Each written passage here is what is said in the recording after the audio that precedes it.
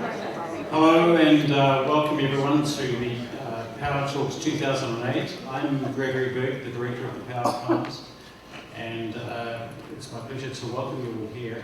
In fact, I've just recently, just last night, flown back from Las Vegas. I was there, flew in on Sunday night, and on Monday we were watching CNN and the fall of the stock market, and went downstairs and looked at the gambling.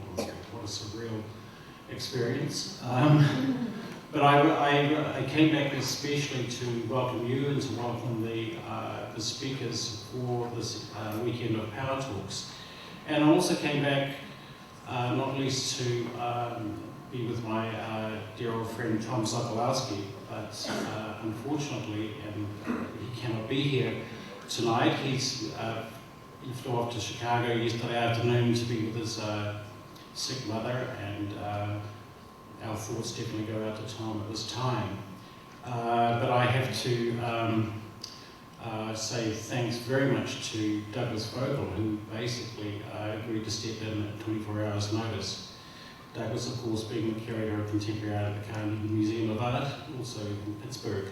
So, but first I'd like to just acknowledge our partner, the Toronto International Art Fair, and also the Japan Foundation, who has been very generous in supporting Fumio Nanjo's visit here.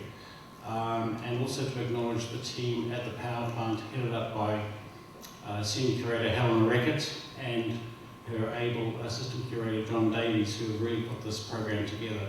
And on that note, I'd like to call Helen up to introduce the speaker. Thank you.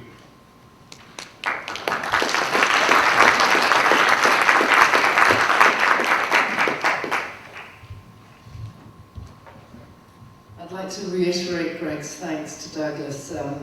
I had to go out for a meeting shortly after we learned that Tom Sokolowski couldn't make it, so John Davis, our assistant curator, said he would try and see what he could do. And when I returned 2 hours later, he was on the phone to Douglas Fogle going, "It looks okay." So thank you so much, Douglas. It's great to have you back in Toronto. I know you've been here a few times over the past year, particularly for the exhibition you organised, which travelled to the Art Gallery of Ontario, which was the amazing Andy Warhol Supernova, Stars, Deaths and Disasters, 1962 to 1964, which of course opened at the Walker Arts Centre, where Douglas was previously a curator, and then travelled to the Museum of Contemporary Art in Chicago before we took it in Toronto and invited David Cronenberg to elaborate upon it. So it's quite an exciting project for the city. So as head curator of the 55th Carnegie International, Douglas is responsible for an exhibition called Life on Mars, which will be the main focus of his talk today. For those of you who came desperate to talk about Andy Warhol, I'm sure Douglas would be happy to answer questions or have a bit of a dialogue about the legacy of Warhol, given that he curated that show and is of course in Pittsburgh. But the main focus will be this very interesting and thought-provoking exhibition. So Douglas has also organised exhibitions with artists like Luisa Lambri, Ernesto Neto, Phil Collins and Lowry Burgess. And I would also just like to add a thanks to his assistant over at the Carnegie International, because I know that John and Karen spent about 2 hours on the phone yesterday figuring out his travel itinerary. So thanks very much to Douglas, to the Carnegie for their support. And Douglas will talk for about 50 to 60 minutes, and then obviously there'll be time for questions. Thank you.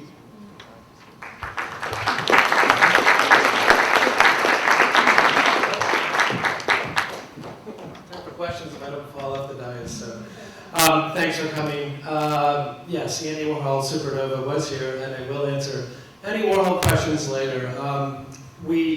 Tom Sokolowski is a good friend and a colleague. The Warhol Museum is actually part of our institute, the Carnegie Institute, one of the 4 museums in Pittsburgh that are under the umbrella. So, and it's Andy Warhol's hometown, which is why the museum is there. So I'm happy to come in from Pittsburgh as a pinch hitter. We have a hometown replacement killer here, so The exhibition Life on Mars is on view right now, and will be up in Pittsburgh at the Carnegie through January 11th. So you have 4 more months or so to come down and see what I'm showing you now, if you'd like to see it in situ down in Pittsburgh. The International, if you don't know the history of the exhibition, is actually the oldest international exhibition in the world except for the Venice Biennale, but only by 6 months. 1896, Andrew Carnegie had built a museum a few years earlier and started this exhibition as a way for Pittsburgh to build a collection for itself. He, unlike his contemporaries like Frick, and there's a great Frick Museum in Pittsburgh, but also then Frick moved to New York, took his collection with him. But Frick was actually a connoisseur and had people building a personal collection. Carnegie did not. So his idea was that the International would be a way to bring art from all over the world to Pittsburgh. The museum would then buy things and keep them there. And he thought of it as looking for the great masters of the future. That was his language.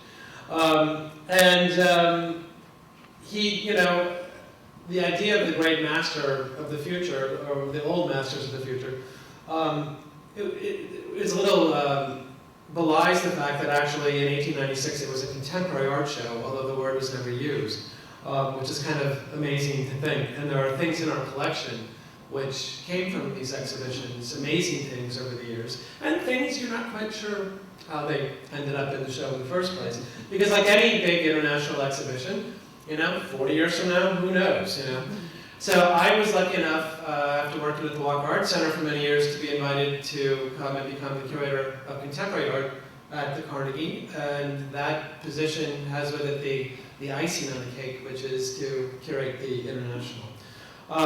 The 55th International has a title, and has never, in its 112-year history, had a title. There were certain negotiations that had to be made to get the title put onto it. Certain kind of traditionalists were, why do you want a title? And the idea of the title, when I was at the Walker Art Center, titling your exhibition was a bit of a contact sport. It was amongst the curators and very much a collegial sort of event and trying to top each other with good titles.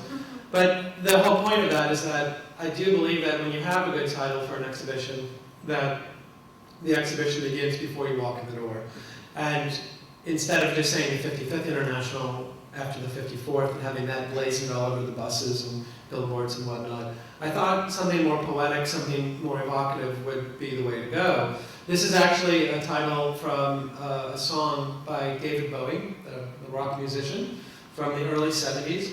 And it's actually the first and then the last title that we came up with my advisory committee. They hated it when I brought it to the table. And by the end of them all suggesting things over 4 months, they were thinking, oh my God, that was a really good title you came up with. So we ended up with Life on Mars. And the reason I chose this, in part as a title, and normally one wouldn't spend so much time talking about a title, but in part it evokes something that became kind of a thematic thread through the exhibition. And the exhibition, what one does as a curator a giant show like this, and there's 40 artists in the show, ranging in age from 29 to 90 years old, the living ones. And 2 of them are no longer living when the show began. Another one passed away, Bruce Conner, since the show opened. But a really wide range in terms of generations of living and working artists, and a wide range of 17 different countries, 4 different continents.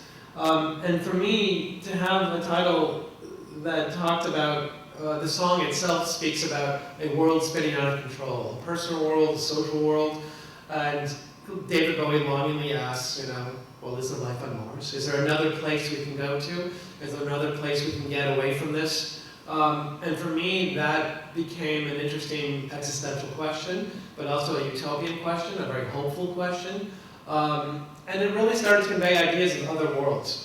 Not in the strictly extraterrestrial, E.T. or sci-fi kind of way, but in the sense of poetry, the sense of poetry that takes you to another place. When poets collide words together that don't belong together necessarily, that collision, that friction between our world that we live in and those words, that is art, and that's contemporary art. Whether you're a writer, a filmmaker, a visual artist, a sculptor, painter, or whatnot. And I really felt like this idea of other worlds, that we could have 40 different worlds in the exhibition galleries that we would be able to partake in to take you on these trips. I don't know if you can see this very well. This is the super graphics outside of the building. And the building itself, this is an extension done by Edward Larrabee Barnes, the American architect, in 1974. At the same time, the song was written by David Bowie, which is a very strange coincidence. There's the back of the building. Excuse me, speaker, we can't see the slide. You can't see the slides. Is it too bright in here? And the camera. Oh, the camera. Well, you may need to move because we are filming it. There's seats up here. There are some seats up front if you want to come. Seats. Sorry Seats about right up that. there, sir. Yeah, so 4 or 5, 4 down there, and a few in here. Sorry about that. We'll make sure people don't sit there next to Thank you. And if you guys need another one, there's a chair there you can move my. Anybody else? Are we good? Okay. So when I began thinking about organizing the exhibition, I actually was in Tokyo doing research for the exhibition. And when I first started, I just was kind of going out into the world, different places, and meeting artists, and going on studio visits, wherever I was. And I was in Tokyo meeting with a colleague of mine, Midori Matsui, who's a writer and a critic in Tokyo, and was a champion of, she's basically my age, in her early 40s, and she was a champion of our generation of Japanese artists, Takashi Murakami, Yoshitomo Nara, and other younger ones then to come out after them. And she was working on an exhibition called Micropop, which was looking at the emergence of a certain kind of interiority in contemporary Japanese art-making practice coming out of the tradition more of Nara. Yoshitomo Nara did these childlike drawings, kind of punk rock meets kids' drawings, and really looking at that in artists who came after Nara. We got talking about this idea of inward-lookingness and ephemerality and the everyday, and I was talking about Arte Povero, the great Italian artist from the 60s who began using everyday materials in a very poetic kind of way in their work. Many of the works look very fragile and whatnot. And she said, will you write something for the catalog? And I said, sure, why not? It'll give me a chance to think about these ideas more. And when I began writing this essay, I kept coming back in my head to this plaque. And I don't know if you guys recognize this. In 1972, I always get the dates wrong, but around the same time as the David Bowie song, the Pioneer 10 space probe was sent by NASA to Jupiter to do a mapping photographic mission around Jupiter. And Carl Sagan, the great astronomer, and his wife and another astronomer designed this plaque, which was bolted to the bottom of the Pioneer 10 space probe. And on it you see a line drawing of a man and a woman. You see them standing in profile against the actual Pioneer 10 space probe, so that whoever was going to read this would get a sense of the scale of humans in relation to this object. On the bottom there is a diagrammatic representation of the solar system, and it shows Earth with that little line going around where the Pioneer 10 probe going around Jupiter, and then there's some strange mathematical representation of our relationship in the Milky Way galaxy, and then there's a hydrogen atom up there. So it's very simple. It's a Rosetta Stone for an alien culture that may or may not exist. Because what happened is that when it spun around and did its job, when it was done around Jupiter, they sent it, slungshot it out with the gravity of Jupiter out of the solar system. It was the first man-made object to leave the solar system, and it's bearing this little Lascaux cave painting for the space age. And the idea, the gesture of that, and I was a huge Carl Sagan fan as a kid. That show Cosmos really made me want to be an astronomer until I realized you had to know calculus for that. It was a very short-lived dream. But the gesture of that, actually, strangely enough, I think is more, and this is something I got from Sagan really when I was a kid, poetry and science together in a way. Because the idea that you would send something out there in the hopes that something, another culture that may or may not exist, might answer you or know about you, is incredibly romantic, and it's incredibly It's human. That's exactly what we do. We try to connect, and this is what writers do. This is what artists do. They try to communicate and make a connection with someone out there. They call out into the void, much like Pioneer 10 was doing. So this became kind of the basis of me thinking about artists today. When you do a show like this, you look at 1,000 artists maybe from all over the world, and you can show 40. And the question is, is it a survey of the contemporary art world across the globe today? Well, of course it's not.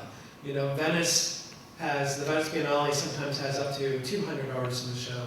The Whitney Biennial in New York has, a low number last time, I think it was 80. That's the lowest, the least amount they've had in many, many years. It's usually well over 100 artists. But the Carnegie's always given more space to fewer artists. So, and it's every 3 to 4 years. So it tends to be a bit more selective in the way it sort of addresses that question. So it's not a survey, it's a very much curated exhibition, which is another reason why it had a title. So thinking these thoughts, these ideas about the fragility of the human condition, the idea of trying to connect, striving to connect with an alien something or other, or the person across the room. The idea that constitutes, in my mind, what art is about, whether it's from the Renaissance or whether it's today, contemporary art today, that sort of informed everything I then started thinking about. And there's no rules in place about whether living or dead artists can be in the show. And so my whole feeling about looking backwards at so-called historical work is that it's never really about looking backwards, it's about looking forwards. And the great French philosopher Michel Foucault wrote, he was asked why we write history. And he's like, when we write history, we're writing the history of the present. It's not about the past. It's always about the present. And the work of Paul Tech, an American artist, very underappreciated in his own lifetime. He died in 1988, complications from AIDS in New York. Paul Tech in the 1960s and 70s had a practice which was very left of center, which didn't quite match up. He was always a little bit out of time with all the people around him. He was making work that was sort of inward-looking, personal, often very much counter to kind of the more conceptual or minimal kind of strains that would have been going on in the 60s and 70s. In fact, in the 70s, or late 70s, in one of his notebooks, he wrote, why is it not okay for me just to make a beautiful painting? And he was talking about critics and thinking about conceptual art and whatnot. He began in the 70s, the early 70s, painting on newsprint. And there are a couple of particular reasons why he began doing this. One, it was the everyday. The material itself was the everyday. The form that the work took, the support structure was your life represented in the newspaper, our culture's life. So he began painting on copies of the International Herald Tribune, the New York Times, things like that. A medium that any of you who work for any collecting institutions, art institutions, or if you're collectors yourself, our conservator says, that's not conservationally sound. That will not last 100 years. Why are you buying this? Which is precisely the reason, to a certain extent, why he was doing it. It was immediate, it might fall apart, it had that kind of built-in decrepitude, so to speak, and that kind of poetry of that in a way. And this picture he did in 1974, Untitled Earth. And I'd actually shown this before in this big painting show I did at the Walker Art Center in 2001. It's 4 sheets of the International Herald Tribune, kind of tiled together, and then this very raw kind of painting with acrylic paint on top of the paper, painting an image of the Earth. It's an image of the Earth that only existed after like 1969 or so, or 68, when we had satellites that were going out into space looking back at the Earth to get that image in a way. That was a radical shift in human perception. And here, tech uses that, and it's also became the symbol of Earth Day, which is around, I think the first Earth Day was 74 as well. All these strange coincidences of these early 70 dates coming together. But this idea, for me, this became one of the keystone works of the show. It became the sort of entryway into another world, quite literally our world. It was also a collective portrait of the human race. There are no individuals there. There is only the globe. We're all one on this. We are not separate entities in a way. So for me, the unfinished character of it also was incredibly, that gesture of not finishing the painting purposefully was also quite amazing. And Paul Tech actually, strangely enough, was in the 1967 Carnegie International, so 40 years ago. He had one sculpture in the show, which no one paid attention to, and I really wish they had bought it, but they didn't. So he's a recidivist, he's a repeat offender in the exhibition. So the other artist who became, and these both artists were artists I wrote about for this essay for this show in Japan. This is Mario Merz, and Mario Merz emerged around the same time. He was a little bit older than Paul Tech, but he came of age in the 1960s in the post-war period in Italy, having been a young man, very young man during World War II. He emerged as part of a generation of artists that challenged their forebears in Italy. Modernism had been corrupted in their minds by the fact that the futurists in Italy had aligned themselves, many of them, with Mussolini and with the fascists. They rejected that tradition. They also rejected the entire tradition of classical Italian art going back to Rome. In a certain way, they wanted to make the world new. And what they did was they looked at what was around them. The new economic miracle and the new consumer culture of Italy in the 60s. Think of Fiat. Think of the great Italian films coming out with Marcello Mastroianni and think of Armor Cord and all these different films and that kind of glamour of fashion of Italy. That consumer culture, those materials, those metal things you buy now at Home Depot or whatever, that became the Art Deco artist's signature kind of set of gestures. They used these to make sculpture. Sculpture in an expanded field, as Rosalind Krauss would say in her famous essay. And he specifically, Merz, used this igloo form. This is not technically in the show, but this is an exhibition in 1972 at the Walker Art Center, his first show in America. And he also began using these Fibonacci numbers. And maybe you've read Dan Brown's Da Vinci Code, anybody? Yeah. You might know what the Fibonacci numbers are. It is a mathematical sequence of numbers found in nature. It's also known as nature's numbers. It's the sequence 1 + 1 = 2, and then you add the last number. So 2 + 1 = 3, 3 + 2 = 5, on to infinity. And this was something discovered in classical antiquity in the natural world itself. If you look at conifers, pine cones, the way they kind of, the seeds kind of build up on the pine cone is in that numerical sequence. A conch shell, a nautilus shell, if you cut it sideways, the chambers grow 1, 1, 2, 3, 5. It's all over the biological DNA of life itself. Merz began using this in his sculpture in neon as a way to refer you from the White Cube Gallery back out into the world. So that poetic gesture of, don't forget, you're in this space, but I'm going to take you to another place outside of this space. So this is actually in the show. It's one of his signature iguanas, climbing, trying to get out of the gallery up to the ceiling, trailing behind it the Fibonacci numbers. And in the Da Vinci Code, the numbers are used as clues for the curator of the Louvre, for his granddaughter. The curator doesn't have a good ending, actually. As I recall, he crucifies himself in the galleries of the Louvre. We avoided that with the show. We were very happy about that. So. One of the first artists I visited when I started doing my homework for the exhibition was someone who was in my first exhibition at the Walker Art Center, Sharon Lockhart, who's a Los Angeles-based filmmaker and photographer.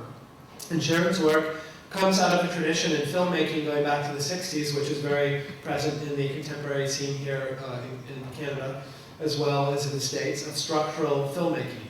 Someone like Michael Snow, people in the US, Sam Brackage, various other artists who were using film and emphasizing everything about the filmic medium in the actual filmmaking. It was not about transparency and providing a narrative, kind of Hollywood film. It was about the mechanism of the film itself. So Sharon was very influenced by that. And this film, she had just done a few projects and was burnt out, went to a community up in the Sierra Madres called Pine Flat. It's a little mountain town about an hour out of Bakersfield, California, 4 hours from Los Angeles. And she went there just to go hiking to get away. And she rented a cabin, and there's about 50 kids who live in the town. And these kids, would get out of school, their parents would be down working in Bakersfield, and they would see her hiking around, and they would, well, who are you, and what do you do, and why are you here, and what's the story? And she became friends with a lot of these kids in high school and grade school or whatever. And then about 3 months into it, she decided she really wanted to make a work about these children. And for the first time in her career, she became a camera operator, because she'd always used a film crew. And then her best friend, one of her best friends, who was a sound person, did the sound with her. And the film took place over a couple of years. Each shot in the film is the exact length of one 16mm roll of film, which this is a structuralist filmmaking conceit, right? One roll of film, one shot. One roll of film, second shot. The camera never moves. There are 6 chapters to the first half of the film, and each of them is a portrait of one of these children in the landscape around Pine Flat. And the kids got to choose where they wanted to be filmed. And this, for example, is like a 12-minute whatever shot, and across the valley you see and then eventually hear the school bus coming. So for like 10 minutes the kid is waiting for the school bus as it winds its way around this landscape, and eventually comes up and you hear it off screen, comes in front, picks the child up, the child's gone. And it's about waiting, it's about slowness, this chapter. It's about the landscape. It's a very American, the sensibility of the West, in the US, and this idea of landscape painting, but done with a film, and done with these kids. And then there's an intermission, 10 minutes, with songs done by one of the kids who recorded music. And then there's a series of 6 chapters which are collective portraits of the kids. And these 2 children are in this pool of like a pond or whatever, looking for fish in the fall as the leaves change and sort of reflect and glow in the water. And it's an incredibly beautiful, incredibly poetic film. It's slow. It's about a certain kind of waiting in a way, but it's also about a certain kind of subjectivity of time that you feel when you're a child. You can think about it like as a Zen kind of film, but I think about it more like when you're a kid in the summer lasts forever. I have to tell you, at 44, I have no idea what happened to me this summer, but I do know that September disappeared without me even noticing either. So it's a very different type of relationship to time we have as adults. The film really is 2 hours and 15 minutes. I saw it when she was doing sound editing in LA, and I was almost in tears. I thought it was so beautiful. We project this every day for 2 hours in our theater. And she also did a series of photographs which we've installed outside of the theater in the International. And while she was living up there, she set up an old Western sort of like portrait studio, come in and get your photograph taken, for 5 cents kind of thing. The kids could come in and get their photographs taken anytime they wanted. She always shot them on this black background, always in the same frame of reference. Even though some of the kids were older, she would pull the camera back or go forward. This is Sierra, one of my favorite kids. She's a rodeo girl, so she just came back from rodeo practice, so she's full of dirt and stuff. The kids, it's just amazing photographs, and these children are so incredible. So for me, this film, in a way, along with these other ideas, began to really, I started seeing something forming in my head. It was very organic. I didn't come to, the Carnegie with this idea that I'm going to do a show about the human condition or something like that with some sort of theoretical artifice. It came very organically from working through and meeting artists and rethinking things. And I kept asking myself, what am I interested in right now? And a lot of it became very personal. It became out of my sort of, I think, frustration with the state of the world in a certain way. And there was something incredible about this film and this set of photographs that come out of a very conceptual and structuralist tradition, which we tend to think of as being kind of sterile and not emotional, but it was an incredibly emotional experience. So I was like, well, what's going on with that? And then I started, so she's one of the first artists I invited into the exhibition. And I ended up buying this for the collection, and then we ended up showing Pine Flat. Partially because she wanted to do a new film, but she works very, very, very slowly, and she's still working on that film. So here's a boy who's an artist who was really excited to be working with her because he didn't really know what a contemporary artist could be. She's still in touch with all the kids, by the way, all the time. She writes back and forth with them. every medium is represented in the exhibition, really: drawing, painting, sculpture, photography, film, installation, performance. And I also went back into my history exhibition-wise and was looking at what we could do with photography. And I kept coming back to the work of Bruce Conner, and it's really a terrible translation of the image here with the digital thing. It's really washed out. Maybe this one's better. That one's a little better. And I kept coming back to Bruce Conner, the San Francisco-based artist who actually, sadly, a month after the show opened, passed away in his late 70s. And Bruce, in the 1970s, you might know him if you're a film person, for doing these great experimental films starting in the late 50s. He was associated with the Beat Generation, friends with a lot of those poets in San Francisco, began making assemblage sculptures in the late 50s, doing these films at the same time, using found footage from stock movie houses and reassembling them well before anyone else was kind of doing that kind of collage work. But in the 70s, he began doing these self-portraits, these photograms. For those of you who haven't taken a photo class, a photogram is the most basic thing you can do with photography. When you take a photo class, they send you into the darkroom the first day. You take a piece of photo paper, which you would develop, and you put objects on it, expose it to light, take the objects away, and develop the paper, not film. Where the objects were blocking the light, it's white, and where the light hit, it's black, it's photoreactive. So these are huge pieces of paper, 6 feet tall, that he stood in front of in a studio and made these amazing, what he called angels. And they look very angelic. They have this kind of, you can see, sometimes he just, those are his lips kissing while he's holding his fingers on a piece of paper. Sometimes they're very abstract, and sometimes they're, like the one prior to this is, sometimes they're much more obviously self-portraits. I like to think of them, they are angelic in that kind of way, but I like to think of them as snow angels. That idea when you jump in the snow and you make that negative image and then you jump out of it, it leaves that trace of yourself, but the reverse trace of yourself in a way. And you get a sense of the scale here of how big these are. This is actually an exhibition I did at the Walker Art Center. So the idea of the missing body, of this kind of poetic gesture of the body being there but not there, a ghost-like character. And these are actually, if you've ever been to the Carnegie, there's this amazing hall of sculpture, which is 2 stories high, classical, neoclassical architecture based on the Parthenon, and these kind of line the balcony of it, hovering over the space in a really beautiful way. Film comes back into play again. You may know the work of Doug Aiken, another Los Angeles-based artist. The LA people happen to be foregrounded here, that's by accident. This is a project he did at the Museum of Modern Art in New York called Sleepwalkers, which turned the building itself into a film screen. And there were, Donald Sutherland was in this film, and Tilda Swinton was in this film, and Sean Marshall from Cat Power, this band, was in the film. And when we started talking, Doug is someone I've known for many, many years. I wrote an essay about him in 1996 for Frieze magazine, and we had never worked together before. So when I got the job, we started talking about what he was working on, and he was working on this. And I got a little like, oh, well, you're doing that MoMA thing.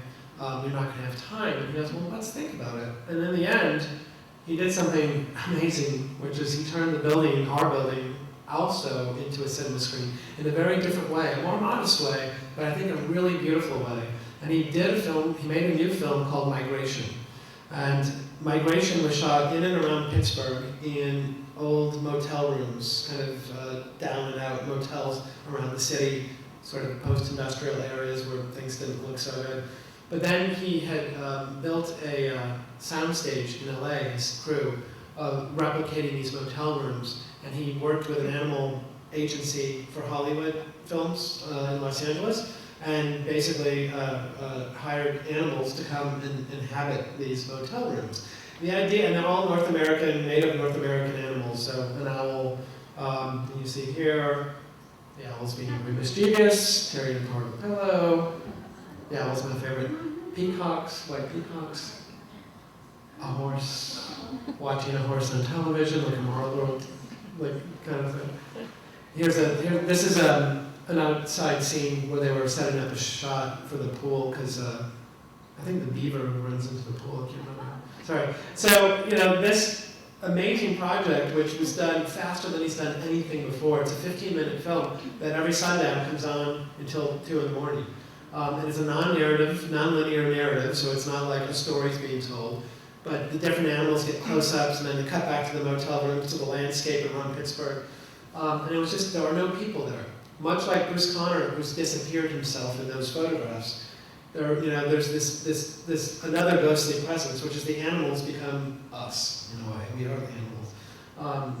They are anthropomorphized. And the building itself, as you can see, when Doug came to see the Carnegie, the first thing he said was, "My God, Douglas, the facade of your building looks like an outdoor movie screen." It's like, really? I was like, what's that going to cost us, Doug? How is this going to work? And he goes, well, let's think about it. And it's become one of the most popular things in the show. And the wonderful thing is, it's on when the show is gone. When you can't go into the building, this comes on. So something's always pretty much going on over there with Carnegie. But painting is also very present in the exhibition in a number of different ways. Mark Bradford, who's a Los Angeles artist, this is not the Los Angeles Biennial. There are many other artists here. Mark's work, though, is something that is an artist I've been really interested in for many years, and we had bought a piece for the Walker Art Center collection when I was there in Minneapolis. And he's really developed, I thought, I think really interestingly in the last few years. And he made a new body of work after I invited him into the show, and these are the paintings that you're looking at now.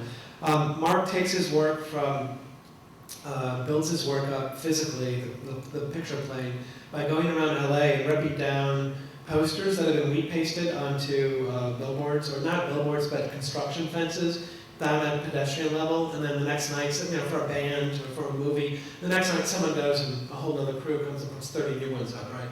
And so these things build up in this kind of archaeological kind of layering, and then he'll go and rip down huge chunks of them. And he puts them in a big pot of water, which separates the wheat paste so that he can dry them out. And then he'll layer them down, he'll relayer them, he'll rebuild up that archaeology on his canvas, one color at a time, one poster at a time. He then paints and goes in with a power sander or a Dremel tool, and he starts painting by removing material to get down to the color he wants in a way. And actually, Mark would very much connect his work in a tradition all the way back to Combine painting, to Robert Rauschenberg walking around his studio in New York in the 50s, picking stuff off the street and attaching it to his canvas. That idea of collage aesthetic, even going back to the Dada artists and whatnot, I mean, that's very present in the work. But what I love about these paintings is that they are the world, and yet they're completely abstract. They are the world because they are the advertising that surrounds us, and that's the raw material. But then he abstracts them in a way, and so when he puts them down and paints over them. But then when he removes the material, when you go up to the surfaces of them, it looks this amazing sort of topographic kind of texture. And you pull back and it starts to resemble a satellite image. It starts to look like our world from space in a way. And I hadn't really thought about that directly when I actually asked him to be in the show. When we were in the studio, we were talking about, I had just read Cormac McCarthy's novel, The Road, many of you probably read, which really affected me really deeply. And he was working on these black paintings, and he had just done a huge body of silver paintings as sort of an homage to Warhol. He had grown up in LA, and his mother has a hair salon, and the silver end papers they use when they dye hair and things. He began using those in his work on the surface many years ago, and did these beautiful silver paintings, which one of them will actually, those will enter the Carnegie's collection, because I love the silver relationship to Warhol's silver paintings in Pittsburgh in our collection. But what I loved about them also was this idea that there's this push and pull between the world we live in, quite literally, and then the abstraction that an artist can bring to that world. Mark also did, here's the other painting. And the Cormac McCarthy thing, I was just noting Mark's use of the black, and I said, what kind of mood are you in? This dark kind of painting I hadn't seen from you before. And when we started talking about Cormac McCarthy, he's like, that makes a lot of sense, because that idea, when you read that book, you can almost smell the burnt landscape. It is that strong in my mind. The language is so beautiful and so poetic that it is, very impactful. And strangely enough, Viggo Mortensen and the whole team for the film they're making of it shot in Pittsburgh. Really weird, very, very strange. They were shooting there when I was organizing the International. Here's the big wall of these merchant posters, which are a similar type of project that he does. This is massive. This is like 40 feet long. Here's a detail of that. These are merchant posters for small businesses in Los Angeles, and he goes around. They get like we have these shops in Steve Print. You grab it like a Kinko's or something. Well, they'll print these signs up, and he just thought this was a really weird one, which says, "My child says, Daddy." Child visitation custody rights. Dial 866-777 Daddy. And he just thought it was the weirdest thing in the world down in South Central LA that there's this law firm that's advertising. It's just the whole thing he thought was weird. He started playing with it poetically, thinking about this baby daddy, sugar daddy, all these things kept coming into his head, and so he ended up doing this big set of images, which is one work, which each time it's hung is rearranged however anyone wants to rearrange it, as long as it's in a grid. So, and then he did this wonderful work that's totally hidden, that my friend and colleague Rick Rhodes didn't get to see. We were just talking about this when he came to see the show, to review the show. This is on the roof. You can't see it. It's on the roof of the building. Eventually, we want it to be on Google Maps, on Google Earth. And so we subsequently have had an airplane fly over to take the photograph, and we've submitted it to them, but they haven't quite put it up there yet. But Mark did this painting in 30-foot letters up on the roof as an homage to the victims of Hurricane Katrina. As a very political kind of gesture in a way, but also a very poetic gesture, I think. And Mark is actually in New Orleans right now, building an ark like Noah's Ark, the flood, for Dan Cameron's big biennial down there that they're doing. So he's doing a project in there right now. He's done a lot of really great stuff down in New Orleans, and done a lot of helping out quite a bit with raising money for schools and art programs and things.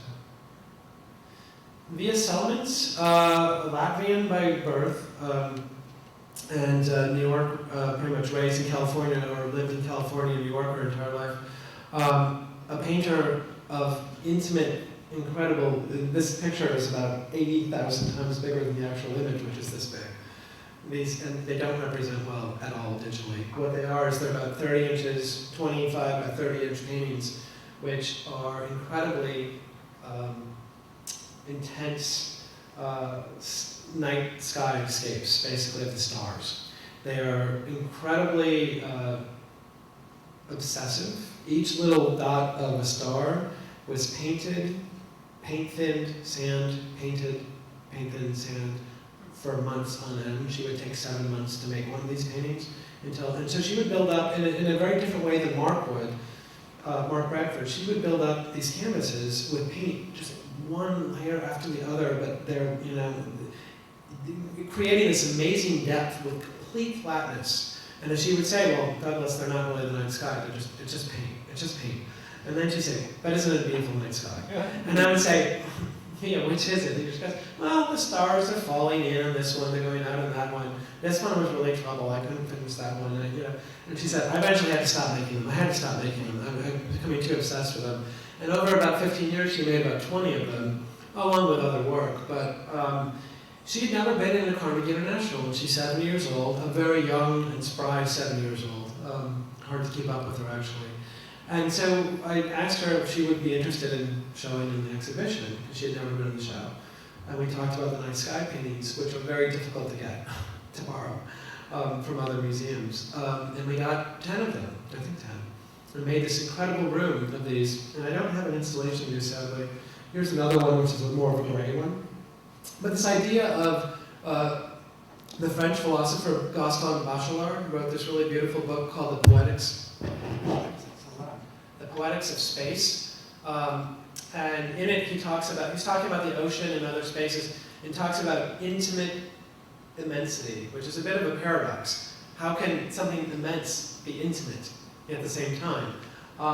And I think of that phrase every time I look at her work. You're looking at infinity, but it's in a tiny little box that you're completely enclosed in, this tiny little picture. They're not monumental pictures, they're completely anti-monumental, which is another strain throughout the exhibition of ideas that sort of popped out. This idea that the everyday, this idea of miracles in the everyday, the idea of the anti-monumental, of an artist like Mark Bradford, who might make monumentally scaled works, but they're from the everyday stuff that is all around us. So there's something very ephemeral about that. Or someone like V.S. Summers, who makes paintings like this, showing infinity in this tiny little package. This is a young artist named Ryan Gander, and it's from London, and this is a film still, actually. And it's from a film that he did for the show called Man Crossing a Bridge, a study of David Lang. And those of you who might know the Harry Potter movies, maybe, he's the Minister of Magic, Barty Crouch. So he's a quite well-known actor in England and in a stage and screen actor there. And Ryan knew him or got a connection with him. Basically, the film is like, if you don't know Ryan's work, Ryan's a young artist who's been very much influenced by conceptual art, but with a real sense of humor. I always talk about him, his work, as a cross between Samuel Beckett and Monty Python's Flying Circus, because I really think that the idea of the non sequitur is really at work, much like any of the Monty Python skits, this idea of the complete non sequitur and the hilarity of that, and then the sort of existential sort of circularity and angst of a Waiting for Godot. So this film is sort of Waiting for Godot and the Dead Parrot sequence from Monty Python, because David Lang tries 50 times to cross this banal bridge in London. If you know London, like Nick Sirota came to see the show and he knew exactly where this was, but I'm not quite sure where it is. But David Lang, he gives him 50 different stage directions, the Stanislavski kind of way. And now you've woken up and someone stole your newspaper and your coffee machine's broken. Okay, so show me that, David. But you can't cross the bridge, remember, you gotta get distracted and look over the edge. So the hood's up in one, the hood's down in another, he's kind of pensive in one, kind of angry looking in another, and there's 10-second takes of him trying to cross the bridge, and then there's 10 seconds of darkness, 10-second takes. I have to say, it's a piece that people either love or hate. And I love it, but it's very, very funny. It just keeps going, and like all of Ryan's work, because he works in every different media. He does, as he would say, I don't draw, but he makes things that are like drawings, but he does photographs, films, sculptures, performances. He does a wonderful lecture called the Loose Association Lecture, where he begins talking about design, kind of, but ends up talking about the Klingon language in Star Trek, and how he gets from point A to point B is very interesting, because it's always about going like this, taking a left turn. And that's a work, that performance is a work of his. And the other works in the show are equally sort of about this kind of, the beautiful loser, the inability to complete an act, the failure to communicate. One of the works in the show, which I don't think I have an image of, is, maybe I do, no, I don't have it, but this is another. There's any of you who know anything about the film world, in Hollywood, when a director is upset at how the studio has ruined their film, they sue through the Directors Guild to have the name Alan Smithy put on the credit, basically. So if you go into Internet Movie Database and you put in Alan Smithy, you get thousands of films. People have disowned their own work, so to speak. So Ryan hired a friend of his who's a ghostwriter for politicians or actors or whatever, or for biographies, autobiographies. He hired a ghostwriter, a friend of his, to write a text about this phenomenon of Alan Smithy.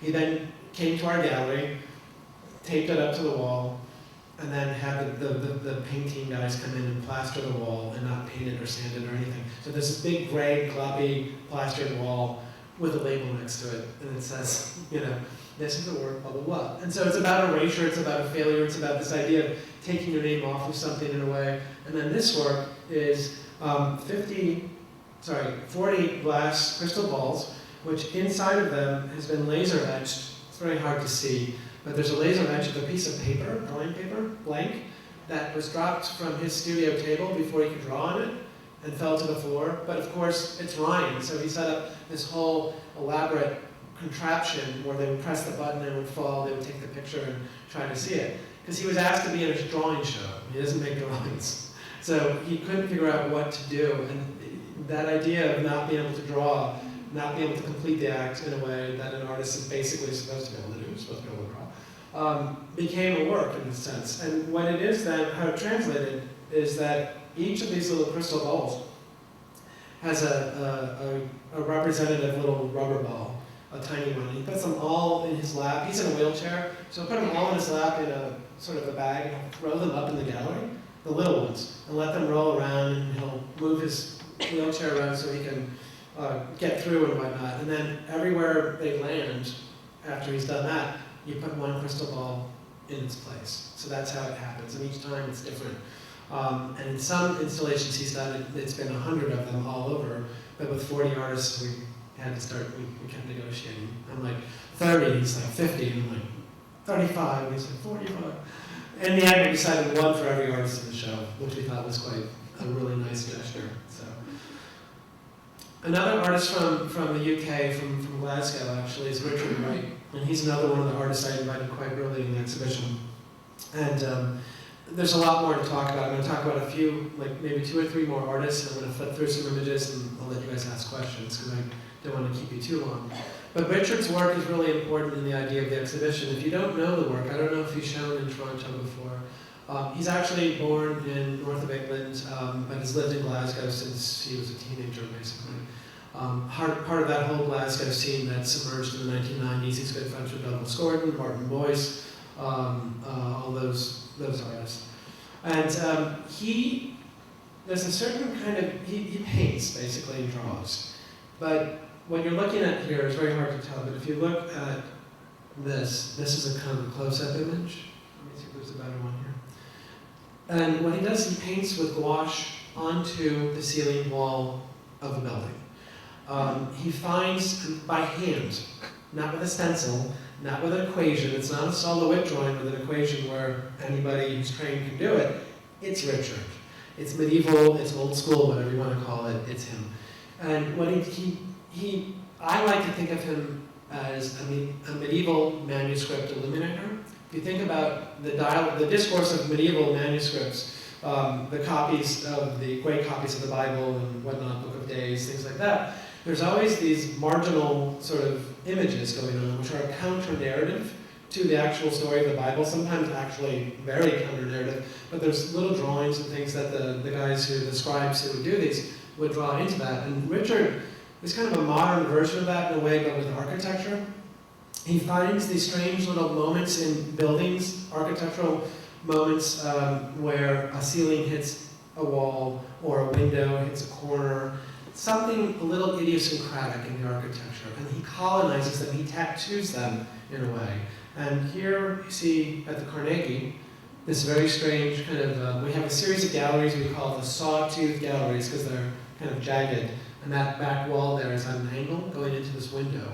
And what he's done, and it may be really hard to see in this image, there's this amazing pattern onto the ceiling around the edges, which are, it's kind of almost like a moire pattern of little tiny red triangles done in gouache by hand. And here's a close-up of it, you get a better sense of it there. This is a month's worth of work. And when you're in the room, it's very physical. You know, it looks very ephemeral and like a throwaway thing. And as you approach it, it starts to move because the moire patterns, you walk along the wall, and then you notice how it climbs into the ceiling. It does this, it's like dropping multiple, it's like if you took Ryan Gander's crystal balls and threw them in a pond in different places and those waves started colliding.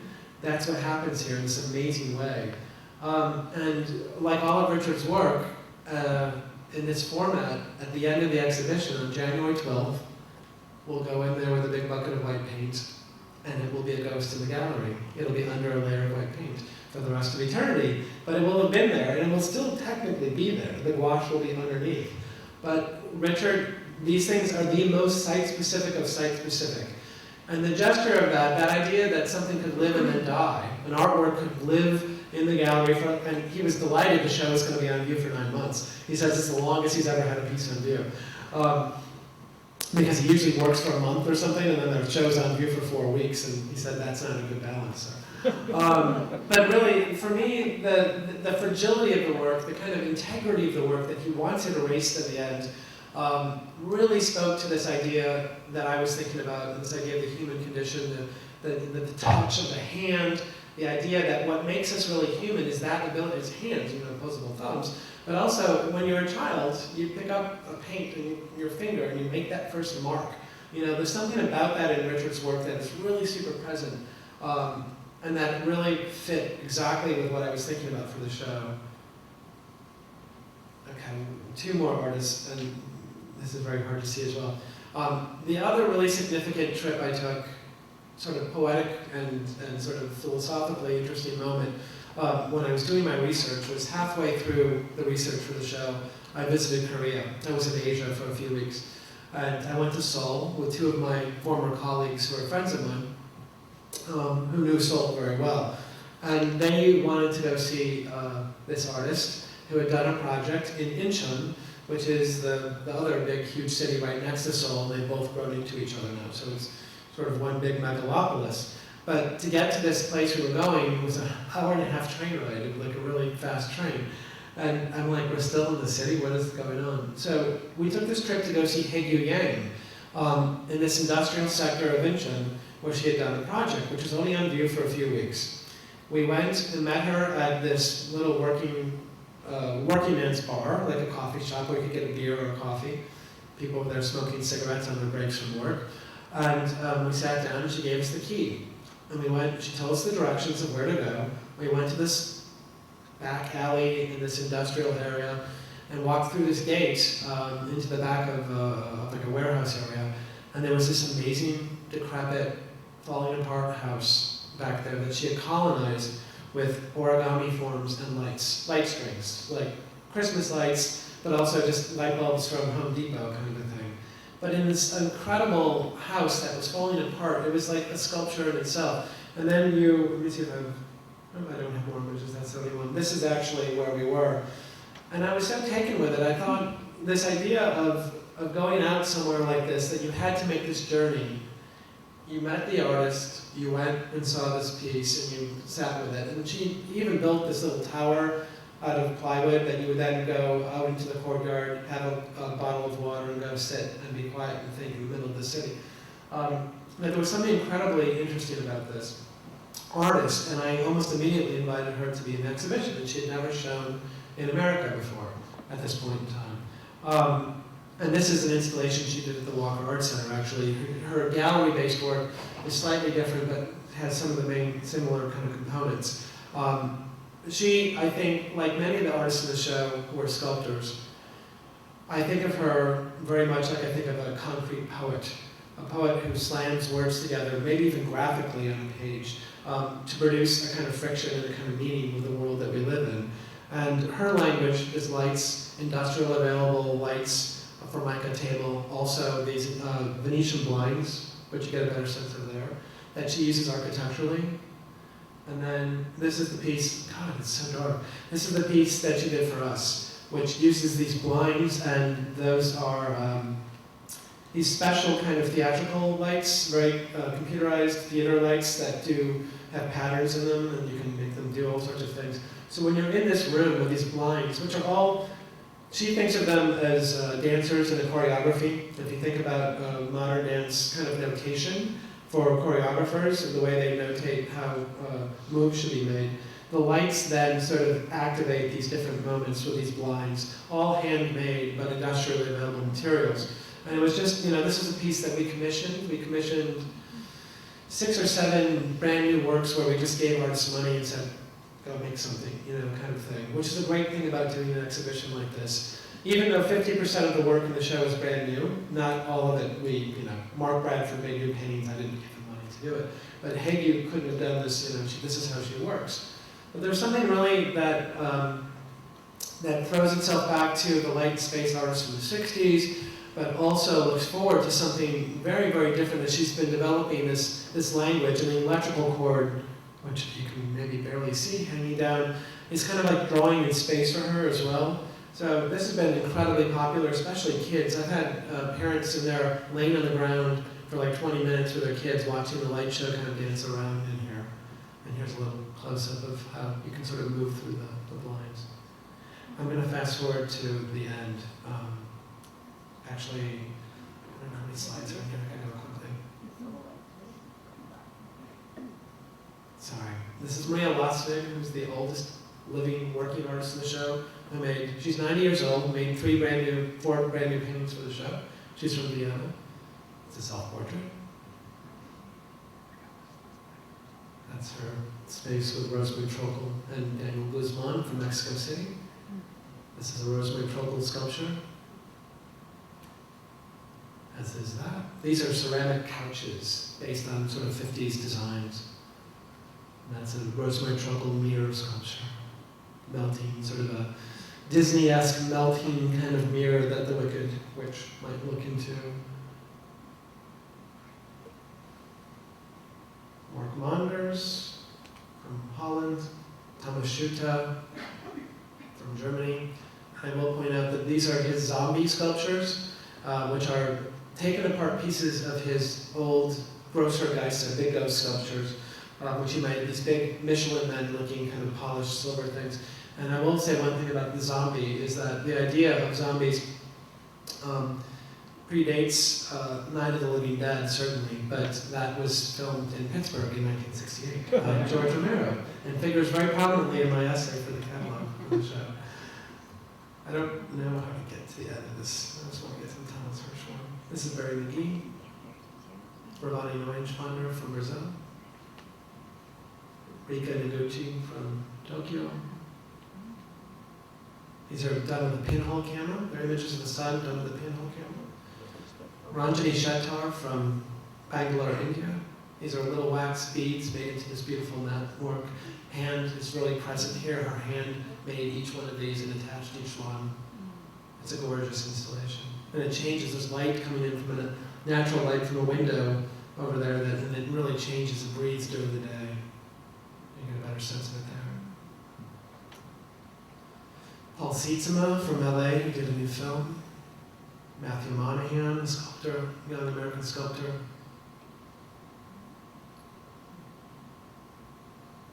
And you see some of the installation views of the show. Sorry, I don't know how to figure out how to get to the end of this. Mike Kelly. I will point out that this is Mike Kelly's work in the Har Hall of Sculpture. Can you even see that, or is it my angle that means I can't see that? You can see it? That's my angle, okay, good. And actually those Bruce Conner photograms are upstairs, on that balcony up there, sort of mimicking the spacing between those classical casts of antique sculptures of antiquities up there. This is part of the 19th century part of the building, from the original building, this grand space. Sorry, I'm just going to go super fast now. I'm just trying to find Thomas Hirschhorn. He's at the end. I apologize. Good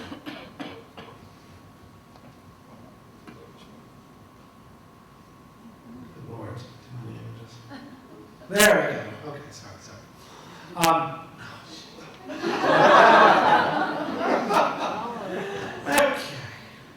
I think I can scroll down. That's one image. Let me get questions. Just one image. Here we go. Now it starts like yes, let's show. Oh, shit. Oh, you know, I know. They just taught me a trick. Hey guys, 146. Okay. Here's the chat.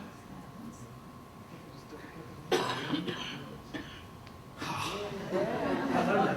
The guys taught me that just before. I've like for years I do the same thing. I like don't know what I'm doing. So.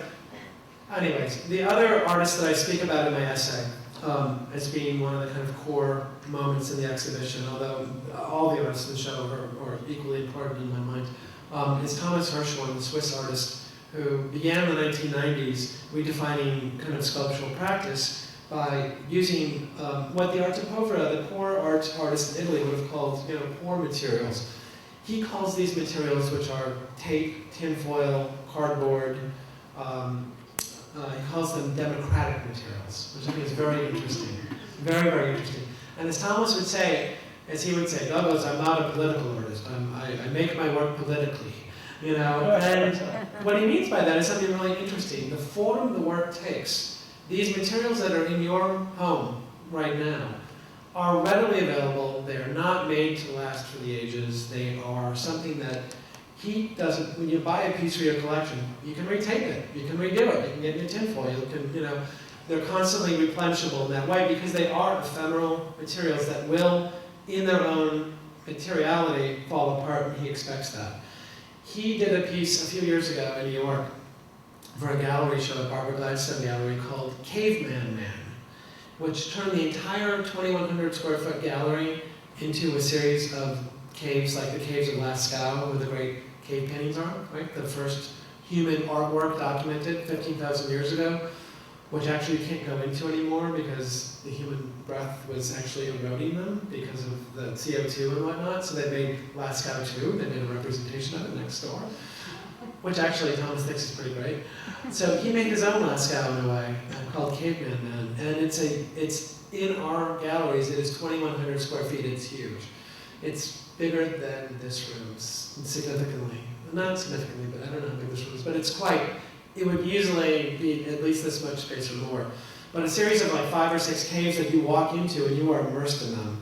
And this is one of the rooms. And in each of the rooms, there are different sort of. There's a video monitor back there, and there's a video of the caves of Lascaux. But in the rooms, he's got these giant books. All of the novels and political philosophers that he's read over the years have been influenced by.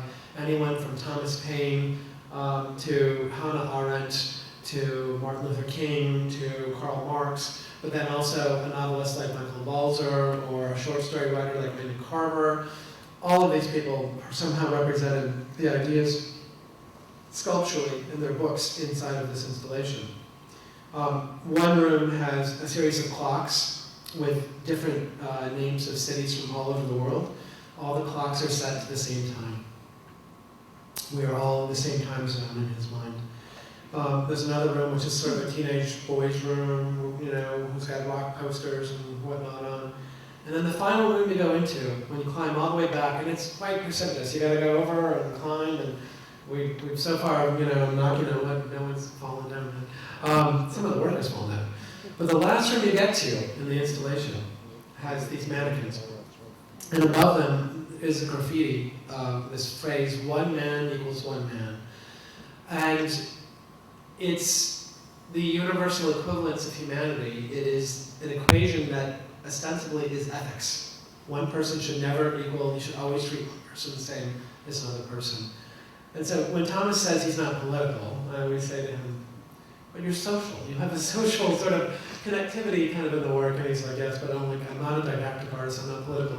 But in the form of the work itself and in the messages that's kind of embedded in the form, the content of the form is this message, this ethical message of how we treat each other. And so for me, the idea of going backwards in time to the future in a way, by going back to Lascaux, the first artwork ever made, supposedly, by humans, to bringing that forward in a way, this very banal way, this very accessible way, this very enjoyable way, but a very provocative way, with these materials that are not conservationally sound, and immerses you in this environment. For me, this was sort of the beginning thinking about the show when I visited Sharon Lockhart with the great film she made about those children, going to Hegyu Yang's studio or project in Incheon, where this amazing poetry in this falling down house, which it turns out later was her grandmother's house, but she didn't tell us at that time, which makes it even more sort of significant that she was trying to put poetry back into her grandmother's falling down house. To the Thomas's Cave, which, although it had been seen in New York, had never been seen in Pittsburgh, and now 200,000 more people have seen it. That was one of the things they said in the New York Times review. We saw this already. And I said, so what? It's his greatest work, and it's a work that speaks, I think, to this moment in our world. Actually, even speaks more in the last couple of days, maybe, than it did even, although I think it was very significant in the post-September 11th world. And so this is really the end of the show, in a way, in my mind, even though there is no beginning, no end in the exhibition. But there is a real continuity between some of the so-called older historical artists that I chose, whose work is very much alive. And if you didn't know better, and if you weren't an art historian or trained in contemporary art history, I often challenge people to go find the oldest artist in the show. You know, the oldest living artist, and they often can't do it. Maria Lasnik is never the one they say is 90 years old and still making paintings. They think that's a young artist. And I think that's what's interesting about when we think about what we do as contemporary art curators and artists and critics and whatnot, is that everything is contemporary because it's being articulated in this moment historically with a certain kind of meaning, and putting these objects together produces a certain kind of friction with the world that we live in. So this is why the show is called Life on Mars. So if you have any questions, please shoot.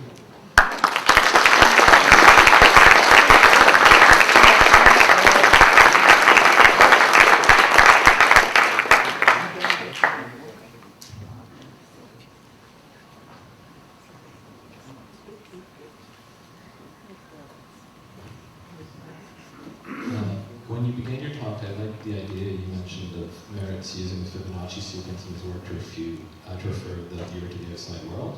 And when I visited the International, I thought that photography and the image-based work in the exhibition fulfilled that role very nicely. You mentioned Sharon Lockhart in the beginning, but I also thought Wolfgang Tönnies and Phil Collins did that as well. And I was thinking about Douglas Crimp and his ideas of photography opening the museum to the facts of the outside world.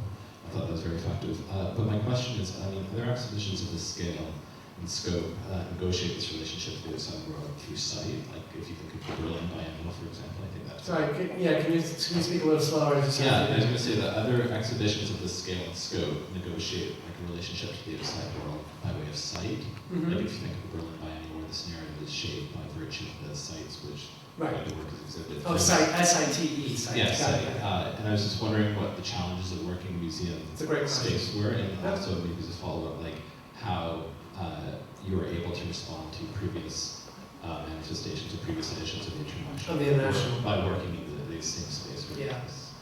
It's a unique, it's a show like this, like the Carnegie International with this history, is unique in the sense that it's always been in that building. I mean, the building, it's been smaller or bigger, but it is confined by the site itself, S-I-T-E site. But the challenge for me, because if you've ever been to Pittsburgh and been to our building, it's 3 city blocks long. There's a concert hall, a music hall, there is a lecture hall, the Carnegie Library, the Natural History Museum, and the Museum of Art are all on this 3 blocks stretch, this campus. And it's all one building. So in a way, because I worked with architects to help me design the flow of the exhibition, and they kept saying, you know, Douglas, it's a medieval city.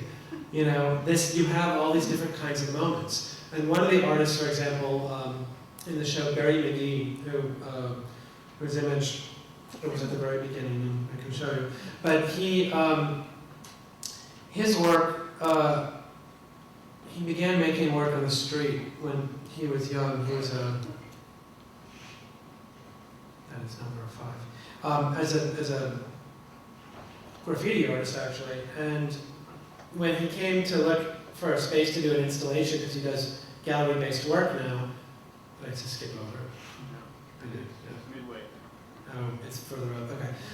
When he came to look, he was looking at these public spaces in the building, and I was sort of embarrassed to offer him this one space, which is a hallway that everyone has to walk through. But he said, Douglas, are you kidding me? This is the best space. Everybody has to walk through it. Not everyone goes to the galleries, you know? And it's also, he said, it's the street of the museum. Because we got hundreds of thousands of people walking through the building every year. And many of them, all of them almost go through, this slide was not go through this hallway. So you work with the gallery spaces, you work with the public spaces. We have a sound piece out in the courtyard, the sculpture courtyard. We have Mark Bradford's piece on the roof. We take over the Hall of Sculpture. We have another sound piece in the music hall, which is available certain times of the day. So the challenge for me, it wasn't so dissimilar than when my friends Massimiliano Gioni and Ali Subotnik did the Berlin Biennale. They had, these 2 streets in Berlin, or Hogestrasse in Berlin, where they were going to do the show, and it was very much confined in the history of those buildings, and they really invested in that those sites. So, although it's an institutional setting, you try, here's a gallery shot. You get to see, we build architecture in white cube spaces, but we also go outside of those spaces and try to use the spaces here, sorry, Barry Mcgee. This is a hallway that just leads up to our offices. And what you're looking at is was 2 weeks of insane work because they had a wood shop set up along that wall while everyone with strollers was pushing through here to get up to the elevator and whatnot. It had to stay open. So that was one of the institutional challenges, and no one has ever used this space for Carnegie International. And so I really got there and started really looking hard at the building and thinking, how can we inhabit, colonize, activate, I should say, in a good way, and I mean it that way, activate these spaces that aren't normally used for art. And it's difficult, but we have a really good crew, and we were able to sort of do it in the end. But the building itself is very flexible in many different ways. But like the Whitney Biennial, it's which is in a building. It is in a building. The Venice Biennale has its own thing, where you've got the Italian Pavilion and the Arsenale, which is difficult in its own way. So everybody's got, they have humidity control issues. We don't have those, at least, in Venice. Anybody else? But it's a great question because it's one of these shows that is grounded in this building very much. Of course, coming up with a title, that means a lot of people are going to talk about your title, and the few reviews I read did seem to get quite hung up on the title. How did it go for you? I think I'm in denial about reading reviews now, so I think I'm not really, I read them, but I read them once. Because the show's been on so long, I've never had an exhibition up for 9 months. Usually they're up for 12 weeks, and maybe you're lucky and they travel. Like, a show might come here from the Walker, for example, to the Art Gallery of Ontario, or you guys might organize a show that goes to Los Angeles, and then you travel with the show and you install it there, and it's up for another 12 weeks and blah, blah, blah. But it was so exhausting doing the show that the first review that came out, which was a week after the show, was in the New York Times. And you don't want to put your ego into it because it's not about you in the end.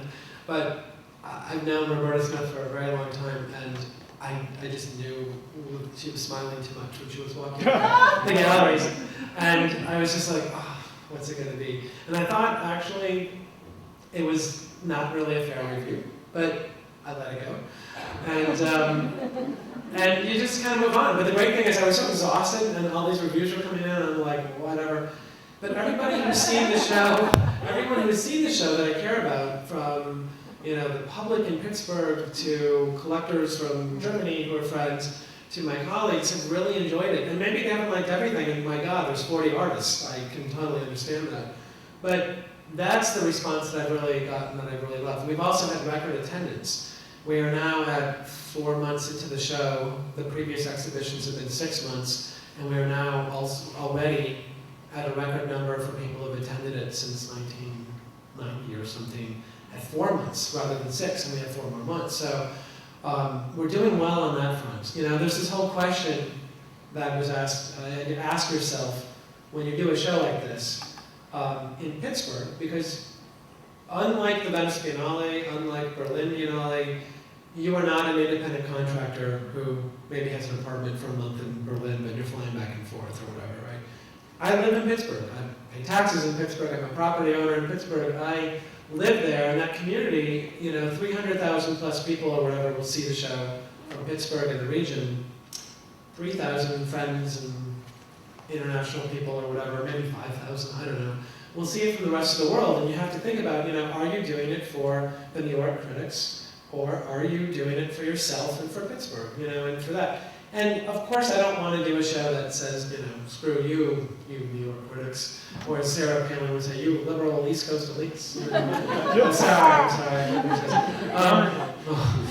But I think it's so silly. But I don't know. I felt like I did a show that is accessible, has moments of kind of sadness and moments of joy and really spectacle moments and really intimate moments. And I was trying, I think there is a little bit of everything in the show. I mean, Manfred Pernice did this amazing installation that nobody understands. And it might be like a German-American, like, whoosh kind of thing, but everybody kind of looks at it, walks by, and is like, okay. Then the people from New York or whatever who were fans of Manfred Nice come, they look at it and like it. And I take everyone there and the children, talk about it. But you're never going to completely have, even with 40 artists, you're not going to get 100% improvement rating, so to speak. But the more that I've lived with the show, I'm actually have come through the dark side of, postpartum depression. And like, oh, I just want this to be over. To, oh, all right, I'm enjoying this again. And taking people through this week. A bunch of people came in from New York, different couple of critics or friends who are writers and whatnot. And it was kind of fun, and I'm really proud of the show, and I actually enjoy walking around the show still. And it's only up for 4 more months, so I can enjoy it for 4 more months.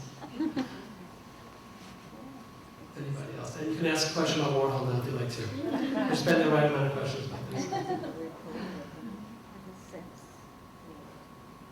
Andy Warhol was in the International, but not until after he passed away, which is an interesting story.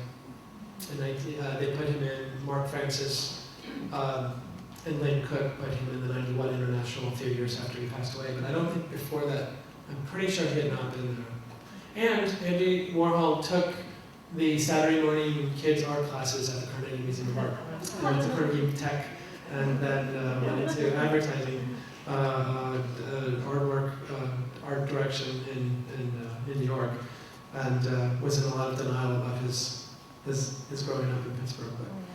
But his mother lived there, his house was there. And his brothers, I met his brother recently at a Warhol event at the museum. So he is part of our legacy there. We have a bridge named after him, and we have a lot of great work at the museum. And Tom, I'm sure, is really sorry that he couldn't be here tonight, but he's a great colleague, and we share a lot at the museum. So come to Pittsburgh, come to the Warhol, come to the Carnegie, go to the Mattress Factory. There's a lot of great stuff to see if you make the drive down. You can make a day or two of it, because there's a lot of fun stuff to do. So if there's no more questions, then thank you.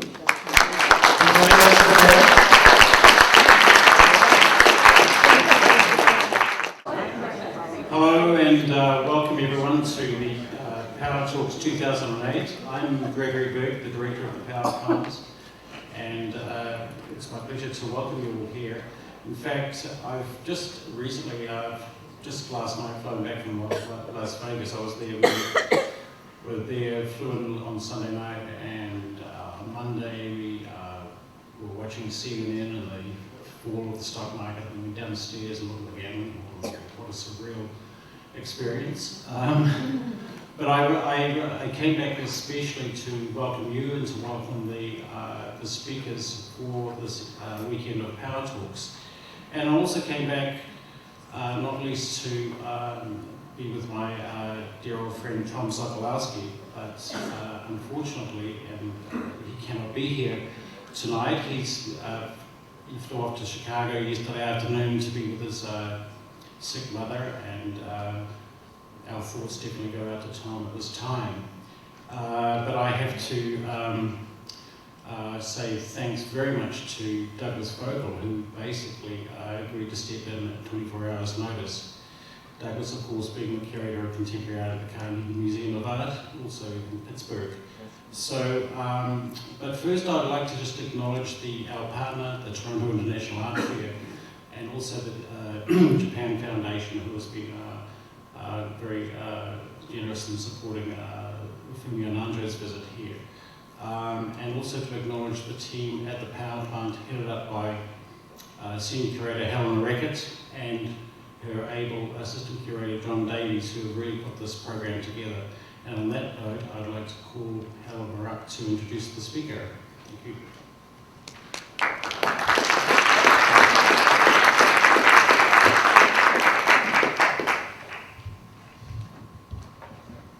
I'd like to reiterate Greg's thanks to Douglas.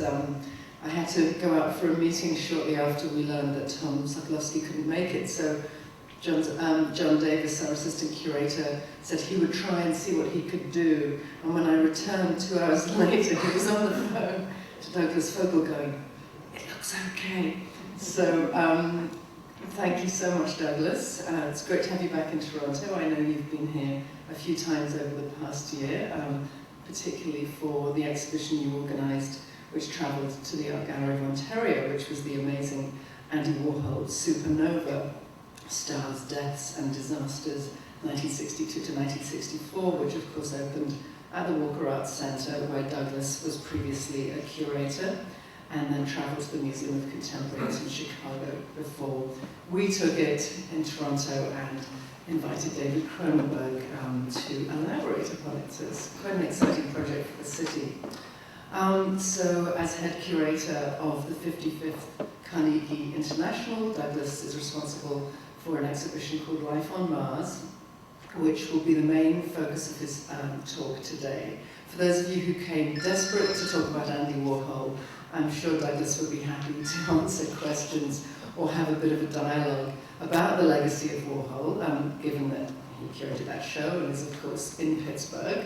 But the main focus will be this very interesting and thought-provoking exhibition. So Douglas has also organised exhibitions with artists like Luisa Lambri, Ernesto Neto, Phil Collins and Lowry Burgess.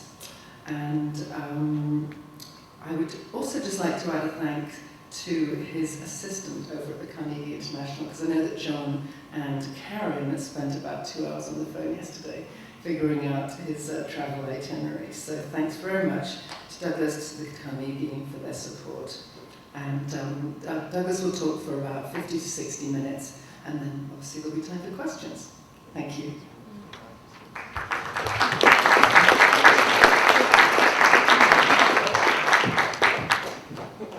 Questions if I don't fall off the dais. So, thanks for coming. Yes, Andy Warhol Supernova was here, and I will answer any Warhol questions later. Tom Sokolowski is a good friend and a colleague. The Warhol Museum is actually part of our institute, the Carnegie Institute, one of the 4 museums in Pittsburgh that are under the umbrella. So, and it's Andy Warhol's hometown, which is why the museum is there. So I'm happy to come in from Pittsburgh as a pinch hitter. We have a hometown replacement killer here. So the exhibition Life on Mars is on view right now, and will be up in Pittsburgh at the Carnegie through January 11th. So you have 4 more months or so to come down and see what I'm showing you now, if you'd like to see it in situ down in Pittsburgh. The International, if you don't know the history of the exhibition, is actually the oldest international exhibition in the world except for the Venice Biennale, but only by 6 months. 1896, Andrew Carnegie had built a museum a few years earlier and started this exhibition as a way for Pittsburgh to build a collection for itself. He, unlike his contemporaries like Frick, and there's a great Frick Museum in Pittsburgh, but also then Frick moved to New York, took his collection with him. But Frick was actually a connoisseur and had people building a personal collection. Carnegie did not. So his idea was that the International would be a way to bring art from all over the world to Pittsburgh. The museum would then buy things and keep them there. And he thought of it as looking for the great masters of the future. That was his language. The idea of the great master of the future, or the old masters of the future, it's a little belies the fact that actually in 1896 it was a contemporary art show, although the word was never used, which is kind of amazing to think. And there are things in our collection which came from these exhibitions, amazing things over the years, and things you're not quite sure how they ended up in the show in the first place. Because like any big international exhibition, 40 years from now, who knows, So I was lucky enough, after working at the Walker Art Center for many years, to be invited to come and become the Curator of Contemporary Art at the Carnegie, and that position has with it the icing on the cake, which is to curate the International. The 55th International has a title, and has never, in its 112-year history, had a title. There were certain negotiations that had to be made to get the title put onto it. Certain kind of traditionalists were, why do you want a title? And the idea of the title, when I was at the Walker Art Center, titling your exhibition was a bit of a contact sport. it was amongst the curators and very much a collegial sort of event and trying to top each other with good titles. But the whole point of that is that I do believe that when you have a good title for an exhibition, that the exhibition begins before you walk in the door. And instead of just saying the 55th International after the 54th and having that blazing all over the buses and billboards and whatnot, I thought something more poetic, something more evocative would be the way to go. This is actually a title from a song by David Bowie, the rock musician, from the early 70s. And it's actually the first and then the last title that we came up with my advisory committee. They hated it when I brought it to the table. And by the end of them all suggesting things over 4 months, they were thinking, oh my God, that was a really good title you came up with. So we ended up with Life on Mars. And the reason I chose this, in part as a title, and normally one wouldn't spend so much time talking about a title, but in part it evokes something that became kind of a thematic thread through the exhibition. And the exhibition, what one does as a curator a giant show like this, so there's 40 artists in the show, ranging in age from 29 to 90 years old, the living ones. And 2 of them are no longer living when the show began. Another one passed away, Bruce Conner, since the show opened. But a really wide range in terms of generations of living and working artists. And a wide range, 17 different countries, 4 different continents. And for me, to have a title that talked about, the song itself speaks about a world spinning out of control, a personal world, a social world, and David Bowie longingly asks, well, is there life on Mars? Is there another place we can go to? Is there another place we can get away from this? And for me, that became an interesting existential question, but also a utopian question, a very hopeful question. And it really started to convey ideas of other worlds. Not in the strictly extraterrestrial, E.T. or sci-fi kind of way, but in the sense of poetry. The sense of poetry that takes you to another place. That when poets collide words together that don't belong together necessarily, that collision, that friction between our world that we live in and those words, that is art, and that's contemporary art. Whether you're a writer, a filmmaker, a visual artist, a sculptor, painter, or whatnot. And I really felt like this idea of other worlds, that we could have 40 different worlds in the exhibition galleries that we would be able to partake in to take you on these trips. I don't know if you can see this very well. This is the super graphics outside of the building. And the building itself, this is an extension done by Edward Larrabee Barnes, the American architect, in 1974. At the same time, the song was written by David Bowie, which is a very strange coincidence. There's the back of the building. Excuse me, speaker, we can't see the slide. You can't see the slides. Is it too bright in here? And the camera. Oh, the camera. Well, you may need to move because we are filming it. There's seats up here. There are some seats up front if you want to Lots come of up. seats. Sorry Seats about right up that. there, sir. Yeah, so 4 or 5, 4 down there, and a few in here. Sorry about that. We'll make sure people don't sit there next to Thank you. And if you guys need another one, there's a chair there you can move my. Anybody else? Are we good? Okay. So when I began thinking about organizing the exhibition, I actually was in Tokyo doing research for the exhibition. And when I first started, I just was kind of going out into the world, different places, and meeting artists, and going on studio visits, wherever I was. And I was in Tokyo meeting with a colleague of mine, Midori Matsui, who's a writer and a critic in Tokyo, and was a champion of, she's basically my age, in her early 40s, and she was a champion of our generation of Japanese artists, Takashi Murakami, Yoshitomo Nara, and other younger ones then to come out after them. And she was working on an exhibition called Micropop, which was looking at the emergence of a certain kind of interiority in contemporary Japanese art-making practice coming out of the tradition more of Nara. Yoshitomo Nara did these childlike drawings, kind of punk rock meets kids' drawings. And really looking at that in artists who came after Nara, we got talking about this idea of inward-lookingness and ephemerality and the everyday, and I was talking about Arte Povero, the great Italian artist from the 60s who began using everyday materials in a very poetic kind of way in their work. Many of the works look very fragile and whatnot. And she said, will you write something for the catalog? And I said, sure, why not? It'll give me a chance to think about these ideas more. And when I began writing this essay, I kept coming back in my head to this plaque.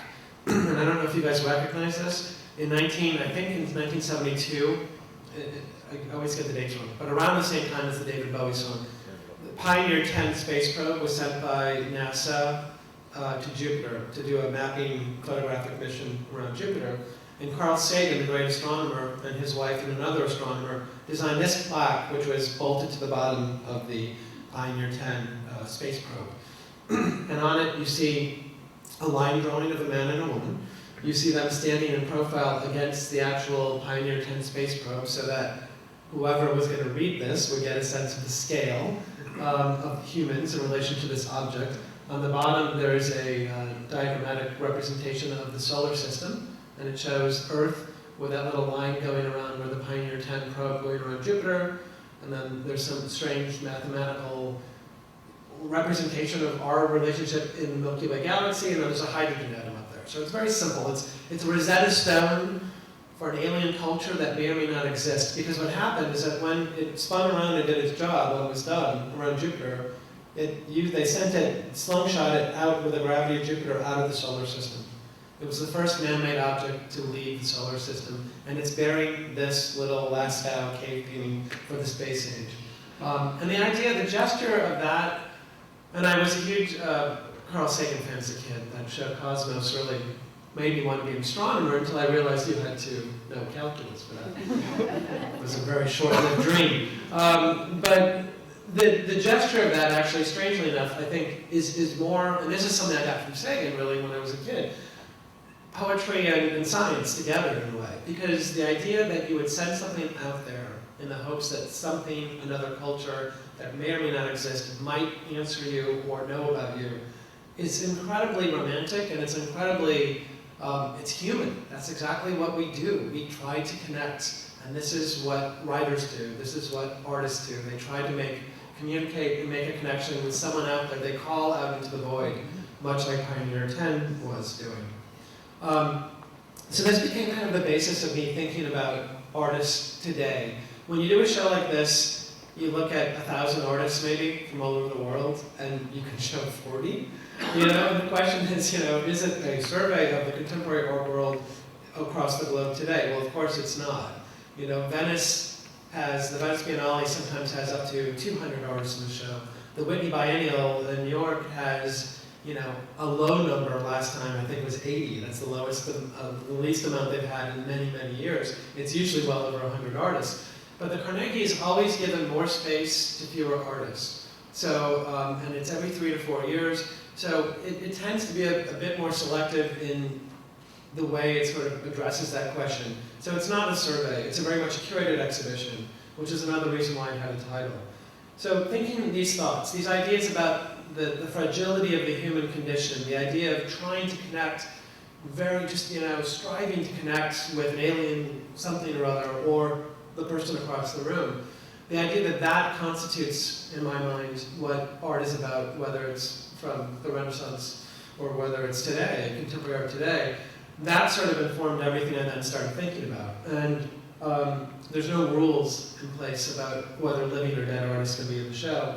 And so my whole feeling about looking backwards at historical, so-called historical work, is that it's never really about looking backwards, it's about looking forwards. And the great French philosopher Michel Foucault wrote, he was asked why we write history. And he's like, when we write history, we're writing the history of the present. It's not about the past. It's always about the present. And the work of Paul Thek, an American artist, very underappreciated in his own lifetime. He died in 1988, complications from AIDS in New York. Paul Thek in the 1960s and 70s had a practice which was very left of center, which didn't quite match up he was always a little bit out of time with all the people around him. He was making work that was sort of inward-looking, personal, often very much counter to kind of the more conceptual or minimal kind of strains that would have been going on in the 60s and 70s. In fact, in the 70s, or late 70s, in one of his notebooks, he wrote, why is it not okay for me just to make a beautiful painting? And he was talking about critics and thinking about conceptual art and whatnot. He began in the 70s, the early 70s, painting on newsprint. And there are a couple of particular reasons why he began doing this. One, it was the everyday. The material itself was the everyday. The form that the work took, the support structure, was your life represented in the newspaper, our culture's life. So he began painting on copies of the International Herald Tribune, the New York Times, things like that. A medium that any of you who work for any collecting institutions, art institutions, or if you're collectors yourself, our conservator says, that's not conservationally sound. That will not last 100 years. Why are you buying this? Which is precisely the reason, to a certain extent, why he was doing it. It was immediate, it might fall apart, it had that kind of built-in decrepitude, so to speak, and that kind of poetry of that, in a way. And this picture he did in 1974, Untitled Earth.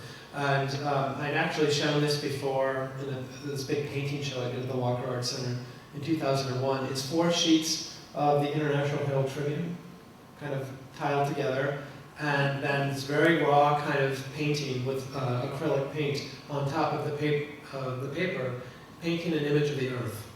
It's an image of the Earth that only existed after like 1969 or so, or 68, when we had satellites that were going back out into space looking back at the Earth to get that image, in a way. That was a radical shift in human perception. And here, tech uses that, and it's also became a symbol of Earth Day, which is around, I think the first Earth Day was 74 as well. All these strange coincidences of these early 70 dates coming together. But this idea, for me, this became one of the keystone works in the show. It became the sort of entryway into another world, quite literally our world. It was also a collective portrait of the human race. There are no individuals there is only the globe. We're all one on this. We're not separate entities in a way. So for me, the unfinished character of it also was incredibly, that gesture of not finishing the painting purposefully was also quite amazing. And Paul Tech actually, strangely enough, was in the 1967 Carnegie International, so 40 years ago. He had one sculpture in the show, which no one paid attention to, and I really wish they bought it, but they didn't. So he's a recidivist, he's a repeat offender in the exhibition. So the other artist who became, and these both artists were artists I wrote about for this essay for this show in Japan. This is Mario Merz, and Mario Merz emerged around the same time. He was a little bit older than Paul Tech, but he came of age in the 1960s in the post-war period in Italy, having been a young man, very young man during World War II. He emerged as part of a generation of artists that challenged their forebears in Italy. Modernism had been corrupted in their minds by the fact that the futurists in Italy had aligned themselves, many of them, with Mussolini and with the fascists. They rejected that tradition. They also rejected the entire tradition of classical Italian art going back to Rome. In a certain way, they wanted to make the world new. And what they did was they looked at what was around them. The new economic miracle and the new consumer culture of Italy in the 60s. Think of Fiat. Think of the great Italian films coming out with Marcello Mastroianni. Think of Armour and all these different films and that kind of glamour of fashion of Italy. That consumer culture, those materials, those metal things you buy now at Home Depot or whatever, that became the Art Deco artist's signature kind of set of gestures. They used these to make sculpture. Sculpture in an expanded field, as Rosalind Krauss would say in her famous essay. And he specifically, Merz, used this igloo form. This is not technically in the show, but this is an exhibition in 1972 at the Walker Art Center, his first show in America. And he also began using these Fibonacci numbers. And maybe you've read Dan Brown's Da Vinci Code, anybody? Yeah. You might know what the Fibonacci numbers are. It is a mathematical sequence of numbers found in nature. It's also known as nature's numbers. It's the sequence 1 + 1 = 2, and then you add the last number. So 2 + 1 = 3, 3 + 2 = 5, on to infinity. And this was something discovered in classical antiquity in the natural world itself. If you look at conifers, pine cones, the way they kind of, the seeds kind of build up on the pine cone is in that numerical sequence. A conch shell, a nautilus shell, if you cut it sideways, the chambers grow 1, 1, 2, 3, 5. It's all over the biological DNA of life itself. Merritt began using this in his sculpture in neon as a way to refer you from the White Cube Gallery back out into the world. So that poetic gesture of, don't forget, you're in this space, but I'm going to take you to another place outside of this space. So this is actually in the show. It's one of his signature iguanas, climbing, trying to get out of the gallery up to the ceiling, trailing behind it the Fibonacci numbers. And in the Da Vinci Code, the numbers are used as clues for the curator of the Louvre